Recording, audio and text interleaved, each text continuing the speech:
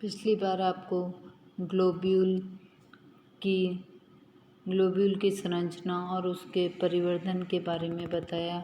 आज अंडधानी या न्यूक्लियस की संरचना के बारे में बताऊंगी। कारा के अंडधानी या न्यूक्लियस एक स्थूलदर्शी अंडाकार संरचना है। यह सीमित वृद्धि की शाखाओं की पर्व संधियों पर एक सूक्ष्म वृत्त द्वारा संलग्न रहती है। समकालिक या उभयलिंगाश्री होमोथैलिक या मोनोसियस जातियों में यह भूधानी के ठीक ऊपर की ओर स्थित होती है। कारा की परिपक्व अंडधानी में केवल एक बड़ा अंडाकार या दीर्घवृत्तीय अंड होता है। यह 5 लंबी नलिकाकार कोशिकाओं से निर्मित आवरण से ढका होता है, जैसा कि चित्र में दिखाया गया है। यह अच्छत कोशिकाएं अंड के चारों ओर दक्षिणावर्त क्रम या क्लॉकवाइज में 2 या अधिक बार कुंडलित होती है। प्रत्येक अच्छत कोशिका अनुप्रस्थ विभाजन द्वारा अंडधानी के शीर्ष पर एक छोटी कोशिका बनाती है। इस प्रकार अंडधानी के शीर्ष पर 5 छोटी कोशिकाओं की टोपी का निर्माण होता है, जिसे कोरोना कहते हैं। अंडधानी में स्थित अंड के जीव द्रव्य में भोज्य पदार्थ तेल बिंदुओं तथा स्टार्च कणों के रूप में होता है। भोज्य पदार्थ प्रायः अंड में नीचे की ओर स्थित होते हैं। अंड के शिखाग्र पर एक काछाब क्षेत्र होता है, जिसे ग्राही बिंदु या रिसेप्टिव स्पॉट कहते हैं। अंडधानी में आवरण की उपस्थिति इस शैवाल के एक प्रगत और लाक्षणिक गुण है। इसके आवरण की तुलना ब्रायोफाइटा समूह के स्त्री धानी के जैकेट से की जा सकती है। अंडधानी का विकास डेवलपमेंट ऑफ ओगोनियम। अंडधानी का विकास भूधानी के आधार पर स्थित आधारी पर्वसंधि कोशिका या बेसल नोडल सेल से व्युत्पत्ति संतति कोशिका से होता है। इसमें इस वाले चित्र में दिखाया गया है। अंडधानी का विकास भूधानी के आधार पर स्थित आधारी पर्वसंधि कोशिका से व्युत्पन्न संतति कोशिका से होता है। अंडधानी प्रारंभिक 2 अनुप्रस्थ विभाजनों द्वारा 3 कोशिकाओं का एक सूक्ष्म तंतु बनाती है। इस तंतु की शिखाग्र कोशिका ओगोनियल मात्र कोशिका के रूप में कार्य करती है, जबकि मध्य कोशिका अच्छत प्रारंभिक को बनाती है या शीत इनिशियल बनाती है। यह इस चित्र में दिखाया गया है। आधारी कोशिका में विभाजन नहीं होता है। यह दीर्घित होकर अंडधानी का वृत्त बनाती है। अंडधानी मात्र कोशिका की लंबाई में वृद्धि होती है।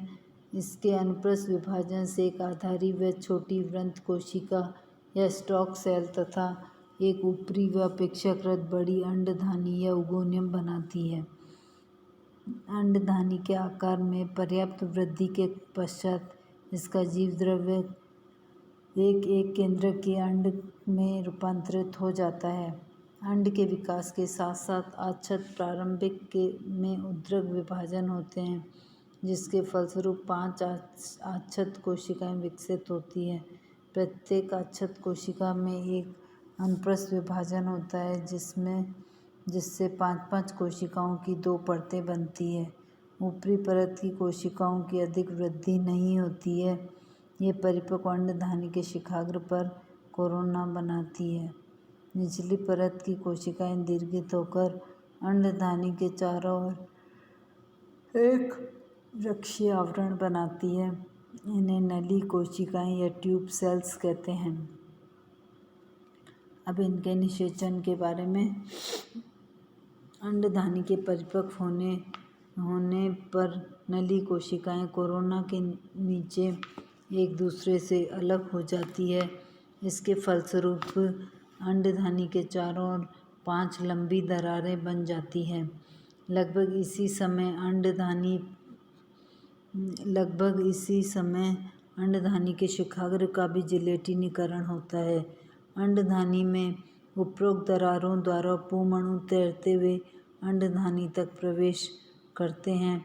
अंड तथा पुमणु के केंद्रकों के संयोजन से निषिक्तांड या ऊसपोर का निर्माण होता है। अब ये ऊसपोर का अंकुरण। ऊसपोर निषिक्तांड की संरचना एक मोटी भित्ति वाले दृढ़ फल के समान होती है। विभिन्न जातियों में इसका रंग पीला, लाल या भूरा होता है। इसकी कोशिका भित्ति 4 परतों में विभेदित होती है। 2 बाह्य परतें वर्णकित तथा 2 भीतरी परतें रंगहीन होती हैं। निषेचन के पश्चात कुछ समय तक निषिक्तांड शिथिल नली कोशिकाओं के बीच रहता है, परंतु आच्छाद टूटने पर यह जलकुंड के तल में बैठ जाता है। यह निषिक्तांड की विश्राम अवस्था या रेस्टिंग स्टेज होती है। विश्राम अवस्था की अवधि वातावरणीय दशाओं पर निर्भर करती है। अब है ऊसपोर का अंकुरण, जो कि इस चित्र द्वारा दर्शाया जा रहा है। विश्राम अवस्था की समाप्ति पर निषिक्तांड का द्विगुणित केंद्रक शिखाग्र की ओर बढ़ता है। इसके अर्धसूत्रण से 4 अगुणित केंद्रक बनते हैं। इसके पश्चात एक अनुप्रस्थ भित्ति द्वारा निषिक्तांड 2 असमान कोशिकाओं में विभाजित हो जाता है। इसके शिखाग्र की ओर स्थित छोटी मसूराकार कोशिका या लेंटिक्युलर सेल में केवल एक अगुणित केंद्रक होता है, जबकि आधारीय बड़ी कोशिका में 3 अगुणित केंद्रक होते हैं। ऊपरी मसूराकार कोशिका में एक उद्रक विभाजन होता है, जिससे एक मूलाभासी प्रारंभिक या राइजोइडियल इनिशियल तथा प्रथम तंतु प्रारंभिक प्रोटोनीमल इनिशियल विभेदित होती है। चित्र 11 का सी। ये दोनों कोशिकाएं विपरीत दिशाओं में वृद्धि करती है। मूलाभासी प्रारंभिक धनात्मक गुरुत्वानुवर्तन पॉजिटिव जियोट्रॉपिज्म प्रदर्शित करती है तथा दीर्घित होकर प्रारंभिक मूलाभास बनाती है। इसके विपरीत प्रथम तंतु प्रारंभिक ऋणात्मक गुरुत्वानुवर्तन या नेगेटिव जियोट्रॉपिज्म प्रदर्शित करती है तथा विकसित होकर एक हरित प्राथमिक प्रथम तंतु या प्राइमरी प्रोटोनीमा बनाती है। यह तंतु पर्व तथा पर्व संधियों में विभेदित होता है। इसकी निचली पर्व संधियों की परिधीय कोशिकाओं से मूलाभास तथा द्वितीयक प्रथम तंतुओं का विकास होता है। ऊपरी पर्व संधियों की परिधीय कोशिकाओं से उत्पन्न पार्श्वों से नए अक्षों का निर्माण होता है। अब पीढ़ी एकांतरण। कारा का पादप का अगुणित होता है। इसमें द्विगुणित प्रावस्था केवल निषिक्तांड में ही पाई जाती है। निषिक्तांड के अंकुरण के समय द्विगुणित केंद्रक में अर्धसूत्री विभाजन होता है, जिसके फलस्वरूप अगुणित अवस्था पुनः प्राप्त होती है। अतः कारा के जीवन चक्र में